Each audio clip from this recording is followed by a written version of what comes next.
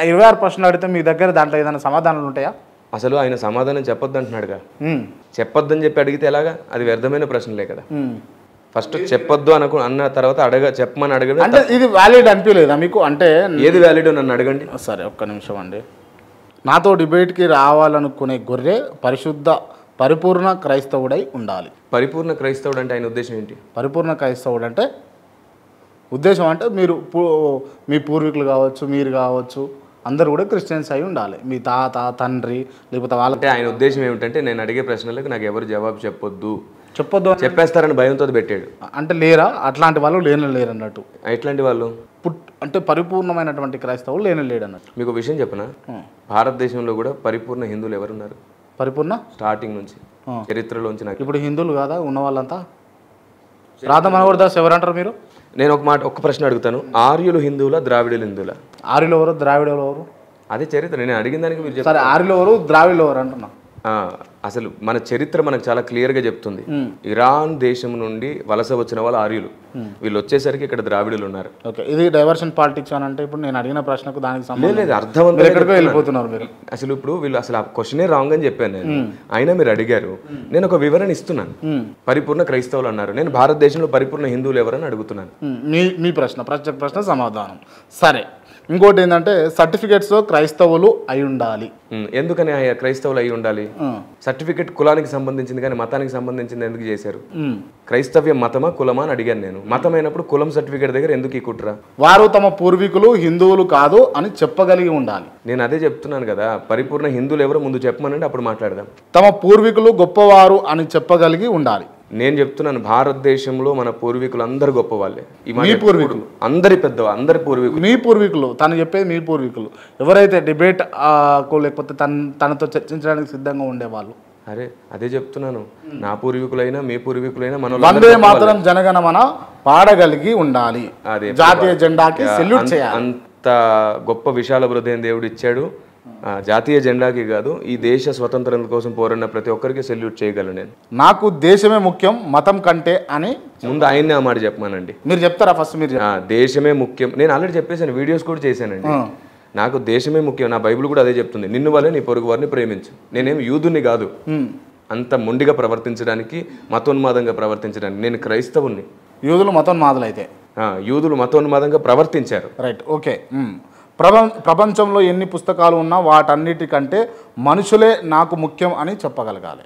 ముందు ఆయన్ని చెప్పమానండి. మీరు నోటి మాటతో కాదు, మీరు ఆయన కేవలం బైబిల్ని టార్గెట్ చేస్తూ అడిగిన ప్రశ్న అది.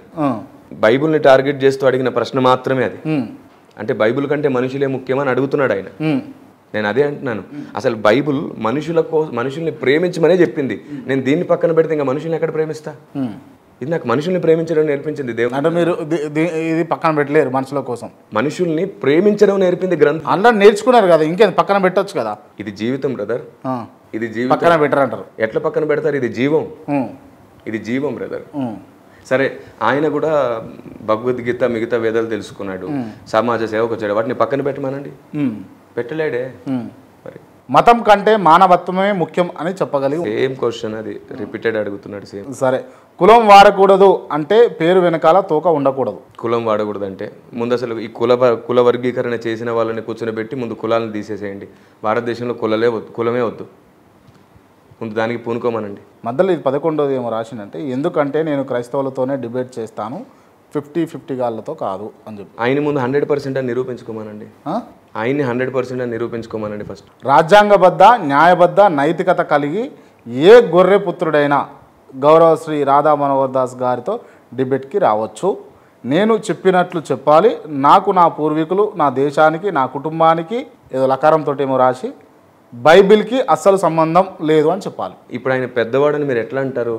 అంత పెద్ద బూతు మాట్లాడుతుంటే లకారాలు కికారాలు. ఆ లకారాలు ఒక మాట, ఆ లకారాలు లికారాలు మాట్లాడి ఓంకారం ఎట్లా అంటాడు? ముందు దాన్ని సరి చేసుకోమనండి. ఇలా ఏ గొర్రె అయినా చెప్పగలిగితే వెంటనే నాకు ఫోన్ చేసి డిబేట్కి రాగలరు. ఫస్ట్ ఆఫ్ ఆల్ గొర్రెని చులకన చేయొద్దని చెప్పండి. వేదంలో గొర్రెకి చాలా విలువ ఉంది. గొర్రె అంటే ఆయన ఉద్దేశంలో క్రైస్తవులు అని అర్థం. అదే, గొర్రెకి చాలా విలువ ఉంది. గొర్రె మంచి సాధు స్వభావి. క్రైస్తవుడు గొర్రె మాత్రమే కాదండోయ్, క్రైస్తవుడు సింహం కూడా, క్రైస్తవుడు పావురం కూడా. క్రైస్తవుడు సింహంతో కూడా పోల్చబడ్డాడు. మౌనంగా ఉండి లోబడితే గొర్రె, గర్జించి సత్యం చెప్పాల్సి వస్తే సింహమే. డిబేట్కి రావాలనుకునే వారు వారి ఆధార్ కార్డు పంపించాలి. గొర్రె మతానికి మన దేశానికి ఉన్న సంబంధం ఏమైనా 3 ఆధారాలు చూపించాలి. 100 చూపిస్తాను నేను. సత్యానికి దేశానికి సంబంధం ఉంటుంది, మతానికి దేశానికి కాదు.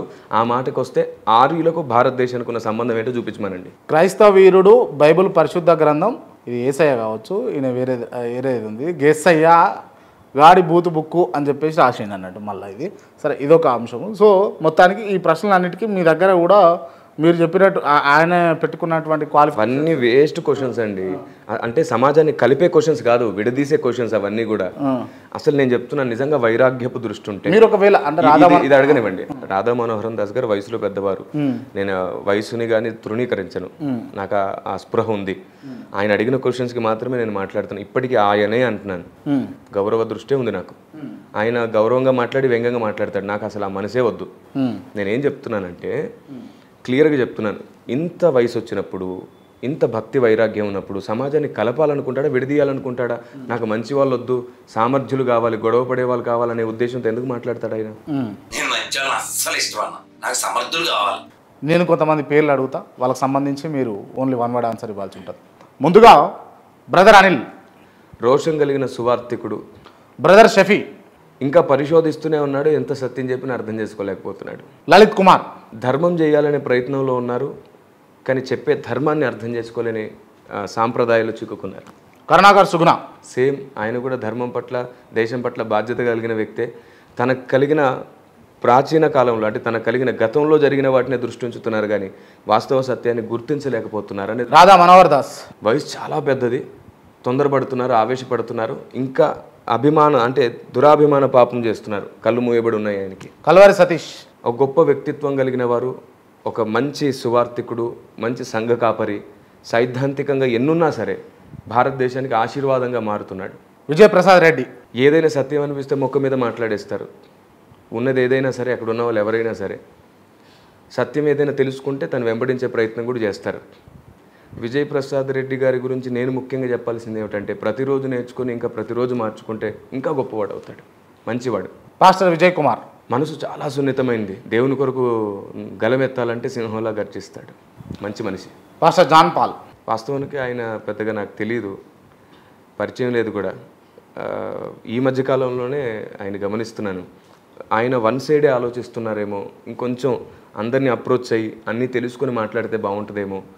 అంటే ఆయనకు అనిపించిందే కాకుండా అంటే మంచి వివేకం, జ్ఞానం ఉంది కాబట్టి ఆయనకు అనిపించిందే కాకుండా మిగతాయి కూడా పరిశీలించి అడిగి తెలుసుకొని మాట్లాడితే బాగుంటుంది. కేఏ పాల్, ఉన్నతమైన వ్యక్తి, తన స్థానాన్ని పోగొట్టుకున్నాడు అనవసరంగా రాజకీయంలోకి వచ్చేసి. ఎవరు రాజకీయంలోకి వచ్చినా సరే సేవకులకు నేను అదే చెప్తాను, దేవుడు మీకు ఇచ్చిన స్థాయిని పోగొట్టుకోవద్దు. సేవకులు రాజకీయంలోకి రాకూడదని కాదు, రాజకీయ నాయకుల్ని తయారు చేయండి, కానీ మీరు రాజకీయంలోకి వచ్చి డబ్బు వృధా చేసుకోవద్దు, పేరు పాడు చేసుకోవద్దని నేను చెప్తాను. కేఏ పాల్ గారు అనవసరంగా తప్పుడు సలహాలు తీసుకొని రాజకీయంలోకి వచ్చారు, లేకపోతే ఆయన దేశానికి దిక్సూచిగా ఉండేవాడు, ప్రపంచానికి దిక్సూచిగా ఉండేవాడు. రూబేను, ఎవరండి? లోతు. ఇప్పుడు లోతు ఈ జనరేషన్లో ఉన్నవాడు కాదు, రూబేన్ ఈ జనరేషన్లో ఉన్నవాడు కాదు. సమస్త చరిత్రలో వారు ఒక భాగం. యేసుక్రీస్తు సమస్త మానవాళికి రక్షకుడు, పాప విమోచకుడు, అందరూ గుర్తించదగ్గ నిజమైన వెలుగు. శ్రీరాముడు ధర్మాన్ని నేర్పించడానికి ఈ భూమి మీదకి వచ్చాడని హైందవ సహోదరులు నమ్ముతున్నటువంటి మాదిరి పురుషుడు. శ్రీకృష్ణుడు రాముడు వరకు చెప్పగలనేమో నేను. శివుడు, విష్ణువు, హైందవ సహోదరులు, మరియా, క్రీస్తును కన్నా ధన్యురాలు, ఇజ్రాయిల్, దేవుడు ఎంపిక చేసుకున్న వేదిక, సిలువ, మానవాళికి రక్షణ, తప్పకుండా ప్రతి ఒక్కరు తెలుసుకోవాల్సిన మార్గం, చర్చ్, జ్ఞానం నేర్పించే ప్రాంతం, దేవుణ్ణి బోధించే స్థలం, గుడి అంటే చర్చిని కూడా మేము గుడి అంటాం, దేవుని గుడి అంటారా మీరు? దేవుని గుడి అంటారా? మందిరం, గుడి ఒకటే పదార్థం, ఒకే ఉద్దేశం. బల్కంపేట ఎల్లమ్మ ఉన్నది, ఆ ఎల్లమ్మ గుడి నాకు తెలియదు దాని గురించి. తిరుపతి, అందరూ కలియుగ దైవం అని మొక్కుతూ ఉంటారు, వాస్తవానికి దేవుడు ఒక్కడే, ఆయన పేరు నజరేయుడైన యేసు.